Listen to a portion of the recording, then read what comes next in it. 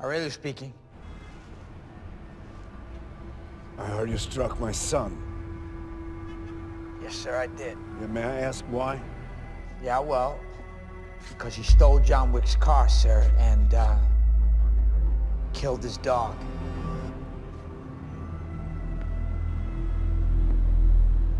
Oh. John Wick is much like a suit. A very fine suit, tailored to fit with no frills and no fuss. Hey, I'm Strekks, and unlike John, I'm always late and never classy. That's crazy shit, man. Anyway, with Chad Stahelski and David Leitch co-manning the director's chair, we were gifted a classy, thunderous treat in 2014. Crunchy techno and guitar shredding permeate each set piece as the lighting never shies away from bold, loud colorization, all supporting some damn good choreography. Like, damn good. This is all, of course, elevated by a simple yet profuse screenplay by Derek Kolstad, who wanted to see how the worst man in existence would seek repentance. As he put it, what if the devil found salvation?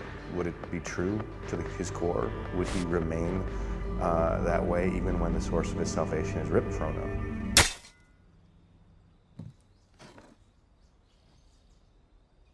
I would say John Wick is a classic example of purity through film. It is not, of course, a singular way of making films or art in general, but rather a path that I think creators should explore. This film is distilled, concentrated down to the essence it needs, with any of its details and complexities as supports to the main thread of action.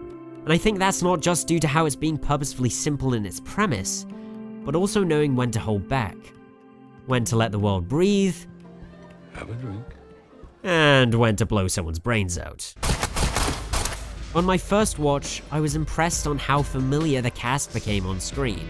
Characters demanded presence, and it really solidified the cast as tangible people with their own motives in business. Good seeing you again, John. Each aspect of John's assassin life has a flair, an immortality to it. There's history between the characters, dancing this life long before we come across them, where gang deals They've agreed to your terms.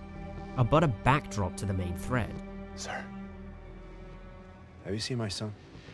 These deliberate choices to frame the film from a viewer looking in helps establish a world out with our own.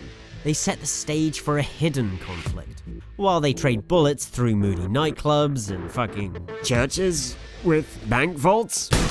It lets the visuals and set pieces do the talking. Like, Marcus has his guns hidden in the bloody stairs. It's so great. By elevating the mystique, it can let the fantastical, high-octane action weave itself through the narrative threads of the screenplay, creating set pieces consciously aware and relevant to the overarching conflict. This is something I think Die Hard had in earlier movies, where McClane's deterioration had a knock-on effect not only to the tension, but McClane's own patience, in turn affecting the pace and spectacle. Something that later films obviously threw out the window. Ayo! John Wick, conversely, trades the sheer firepower of modern action films for narrative and technical brevity. A large gunfight in many other movies instead breaks down into distinct pockets of action, where one room has meticulous second-to-second beats that stand on their own. Because, let's be real here, you can actually see what the hell is going on. It's a confidence in choreography that we haven't seen lately in Western cinema. Martial art movies naturally influenced early gun fu movies, and so too does John Wick seem to mirror the technical maturity of its contemporary cousins. We just thought that, like, look, we wanted to be an unapologetic artsy action film. We wanted to make something a little different. We wanted to make it, a good-looking genre film, because that's, I think, what we all really loved about action films in the 70s, 80s, and 90s, especially Asian or Hong Kong cinema, Japanese animation. But we just wanted to take something and kind of give it a little bit of a change. And we just kind of had this idea where we're going to let the cast actually play it straight, like these were real characters. And we'll just let the audience judge, like, wow, this world is a little bit on the ridiculous side, but everybody kind of plays it straight. And, much like Die Hard, as John is weathered down by the fighting, he becomes more dangerous and everything escalates. And remember, this is a very simple premise. Man gets revenge over dead dog. But then we get a film that looks like this.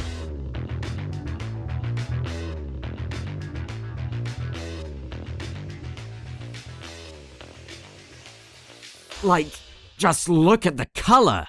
No, seriously, because it's important, and I'm gonna talk about it next, so please take me seriously, thank you. Although mostly overt, in the speed of this film, using color for theming is exactly what you need. Blues and greens for John, red and crimson for John's enemies. There's several examples of when this is used. The cold blue opening, Victor's shirt, Aurelio's shop, Vigo's entire wardrobe. Miss Perkins is just emblazoned with red as Evil Gal Blues plays in the background.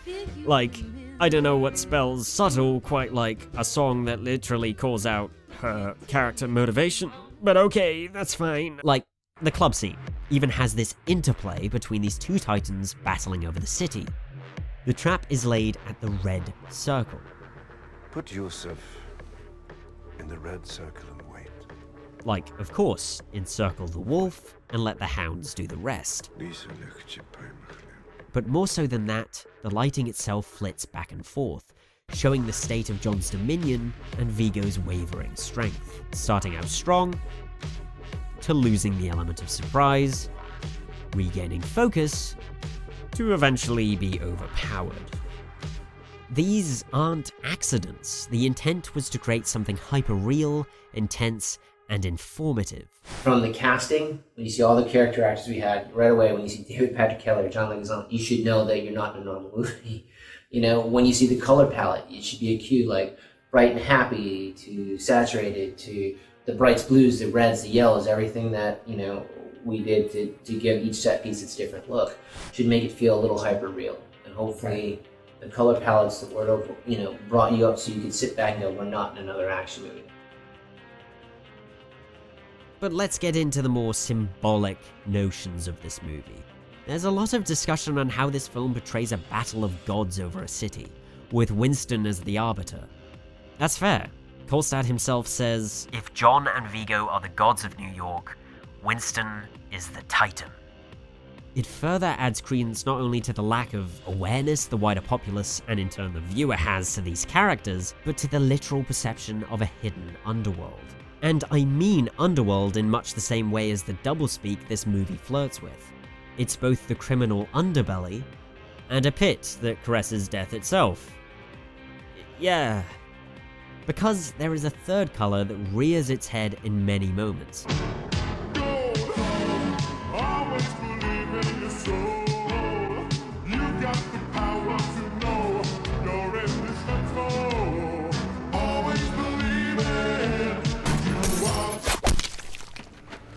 At first it seemed to indicate allies that John would lose.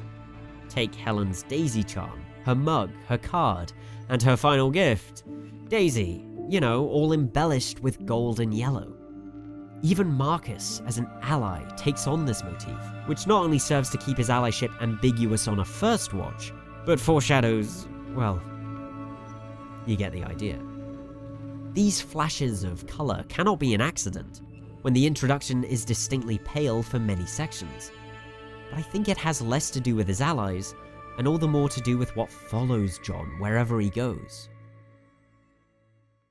Let's take the driving scene. It breaks from the intro palette as John drives wild, venting as his car screeches on the tarmac. As he's charging headlong into a pair of trucks, the stark gold glow is ever present, bringing the scene out from the cold whites and blues of before. No words, just visuals. And I think this single scene, despite its ambiguity, encapsulates who John was and what follows him. Death. Now, this rattles into a more personal perception of everything lining together, but I can't shake it.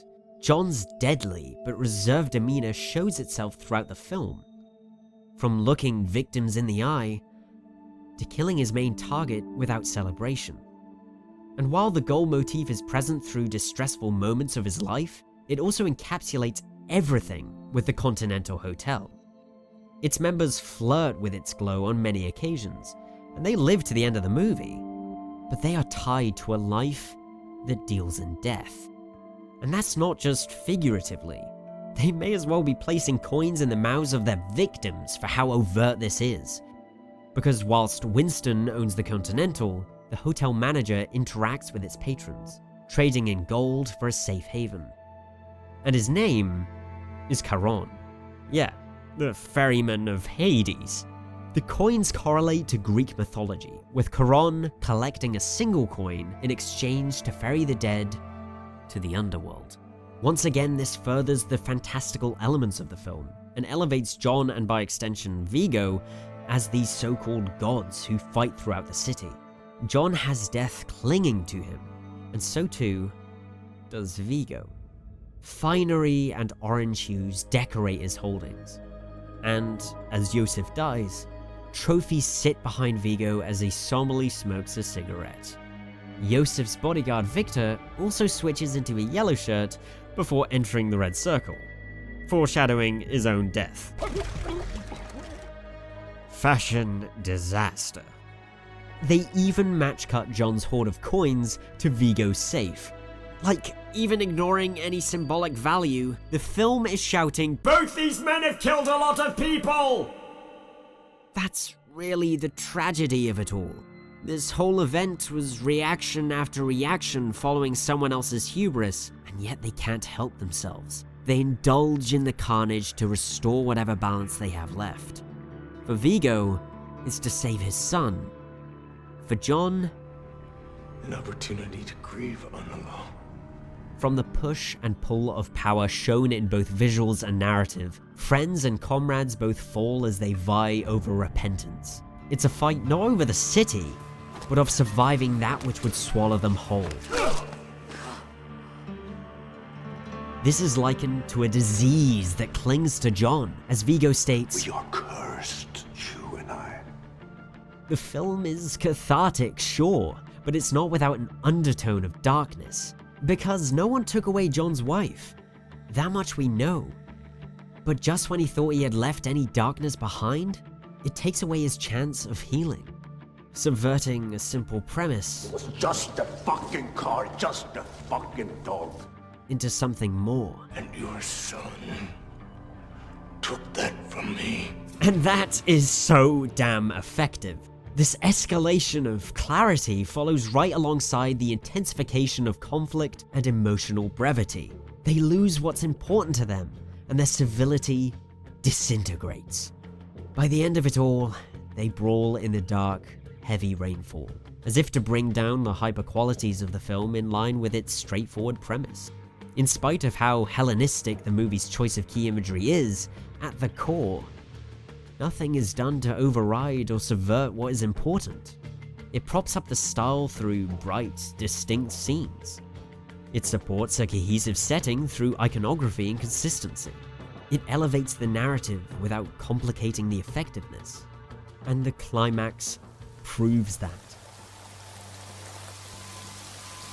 Just you and me, John. You and me.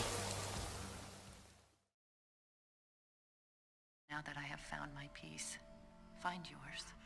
Until that day, your best friend, Helen. John Wick is a smooth, condensed affair, which weaves its premise into the fabric of the film, where the screenplay can cascade into informing the film's visual flourishes and plot beats. It communicates through minute details, and by the end of it all, gives nods of respect, rather than a statement of grandeur. It's a tense, realized spectacle that stuck with me long after the credits roll. And you can't ask for more than that.